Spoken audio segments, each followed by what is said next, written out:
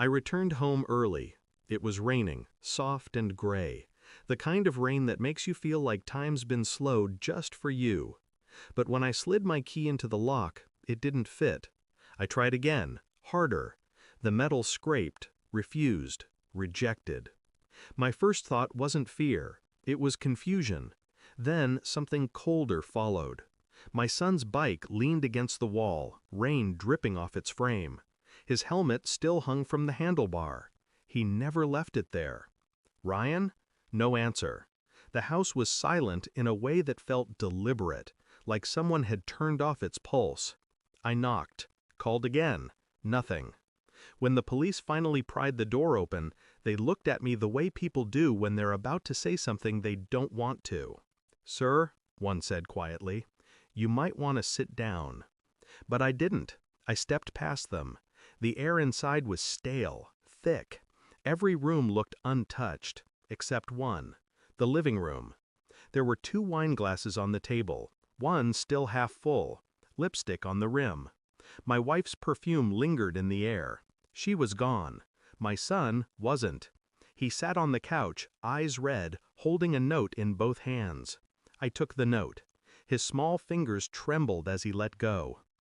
"She said she's sorry," he whispered. "She said not to hate her."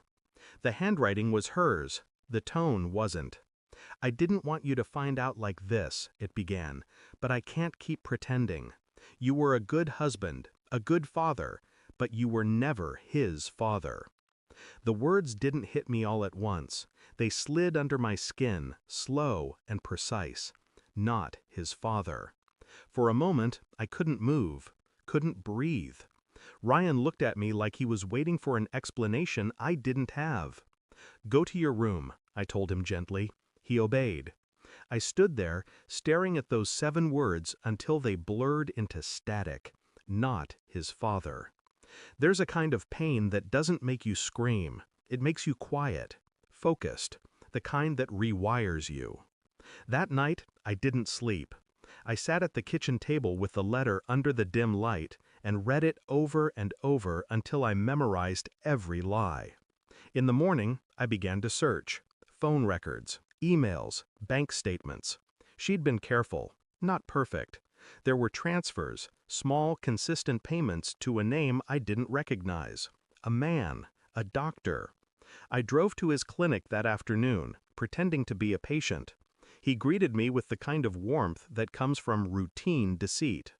His eyes flicked to the ring on my finger, then back to mine. He didn't recognize me, but I recognized him.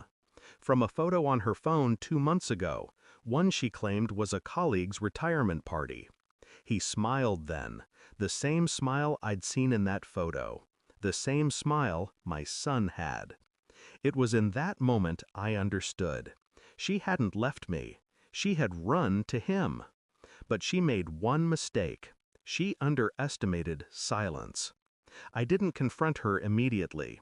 I waited. A week later, she called.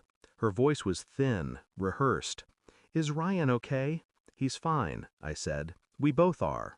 There was a pause, relief in her breath. Then I told her, "We got the DNA results." Silence. A long, cracking silence.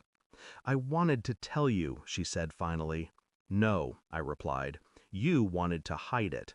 She began to cry, the kind of crying that comes too late to matter. When I hung up, I sent the report to her new address. No message, just the paper. I knew she'd open it while he was there. I wanted him to read it too. Let the truth speak for itself.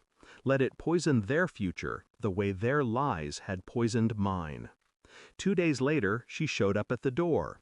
This time my key worked. Hers didn't. She looked smaller than I remembered. Desperate. Eyes swollen. "I didn't mean for it to happen," she said. "I was lonely. You were always working." I stepped aside, letting her see Ryan behind me, drawing quietly on the floor. "You should go," I said. She took a step forward. "He's my son." I cut her off. "You left him starving in a house full of lies." Her lips parted, words dying in her throat. "I didn't tell him," I continued. "But one day he'll ask, and when he does, I'll hand him that letter." Her face broke, not from guilt, but from losing control. She laughed without another word. It's been 6 months. Ryan doesn't ask about her anymore. He just says good night and sleeps through the storms now. The lock has been changed. The house is quiet again, honest even.